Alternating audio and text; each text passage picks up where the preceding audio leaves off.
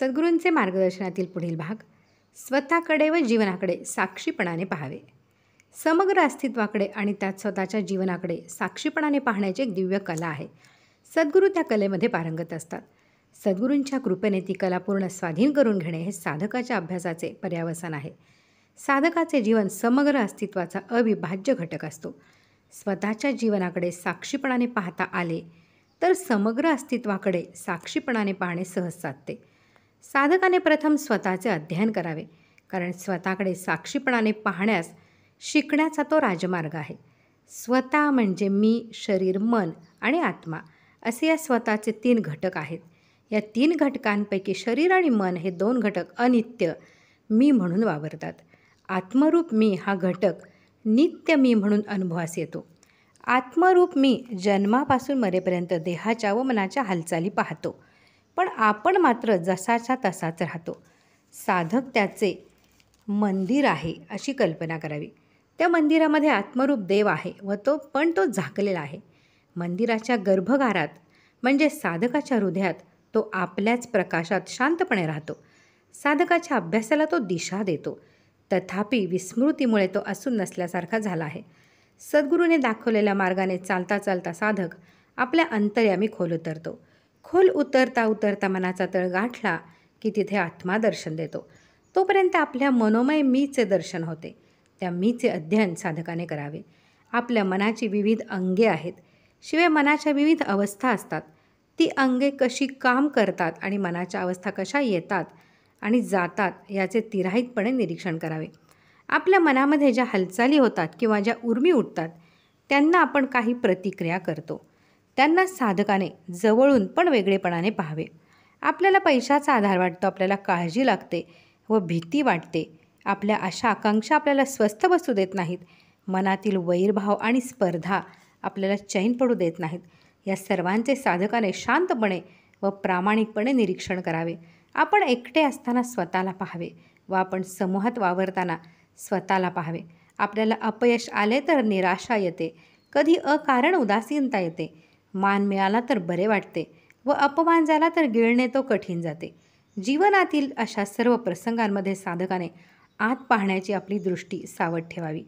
अशा रीतीने स्वतःचे अध्ययन केले तर स्वतःमध्ये एक गुंतागुंतीचे जिवंत जग भरलेले आढळते. त्या जगाला म्हणजे आपल्या स्मृतींना, विचारांना, कल्पनांना आणि वासनांना गतिमान करणारी एक शक्ती आहे ही खात्री होते. त्या शक्तीबद्दल जिज्ञासा निर्माण होणे हा स्वतःकडे साक्षीपणाने पाहण्याचा शुभारंभ होय. माणसाचे मन जिवंत असते. ते जिवंतपण देणारा आत्मा हृदयात राहतो. आत्मा म्हणजे शुद्ध चैतन्य. साधक त्या आत्म्याशी अपरिचित असतो. तो आत्म्याला मी म्हणतो, पण साधकाचा आत्मा जसा मी आहे तसा त्याचा अहंकार देखील मी म्हणूनच ओळखला जातो. या 2 मीमधील फरक महत्त्वाचा आहे. आत्मा अरूप व अनाम आहे. त्याला दृश्याचा स्पर्श नाही. तो केवळ पाहणारा द्रष्टा आहे.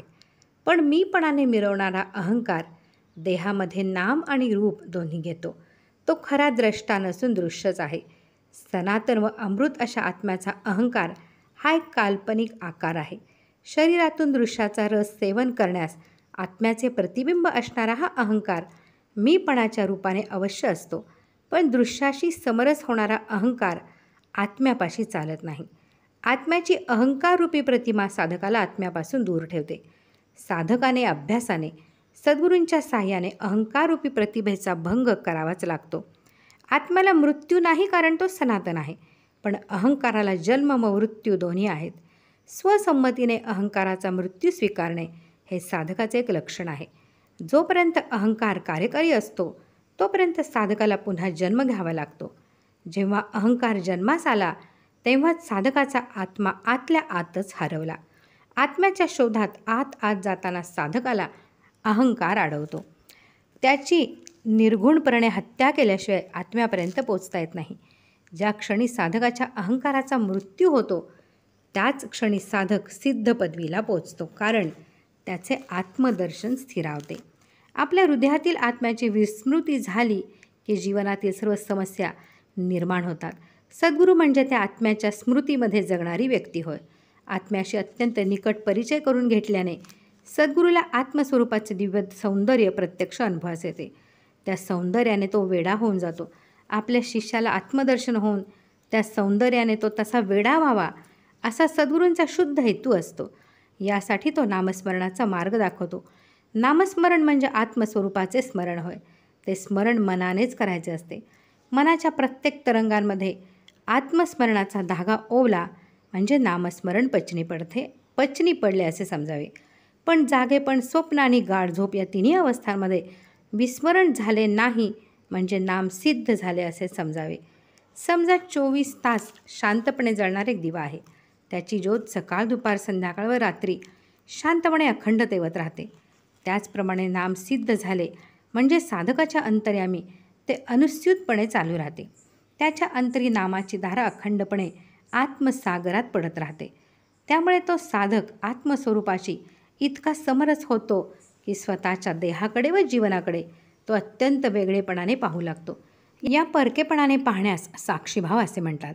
ही फारच रम्य अवस्था असते. अशा अवस्थेमध्ये स्थिर झालेल्या साधकाच्या जीवनात एक विलक्षण गोष्ट आढळते. तो वागताना माणूस म्हणूनच वागतो, पण त्याच्या वागण्यात नित्य आत्मा आणि अनित्य अनात्मा म्हणजे दृश्याचा पसारा यांच्यामध्ये एक लय आढळतो. व्यवहाराशी संबंध नसतो तेव्हा तो अंतर्मुख होऊन आत्मलीन होतो, परंतु जरूर असते तेव्हा तो बहिर्मुख होऊन दैनंदिन कर्म यथासांग करतो. तो स्वतः कमालीचा समाधानी असल्याने त्याच्या सहवासात माणसे दुःख विसरतात आणि पुन्हा पुन्हा सहवास लाभावा म्हणून माणूस आत्मस्वरूपाच्या शोधाकडे पूर्णपणे वळतो. एतावानैव श्रीमद भागवतामध्ये एतावानैव या पदाचा प्रयोग आढळतो. याचे तात्पर्य फक्त इतकेच आहे की असा त्या पदाचा अर्थ आहे. आत्तापर्यंत साधकाच्या अभ्यासाचे वर्णन झाले.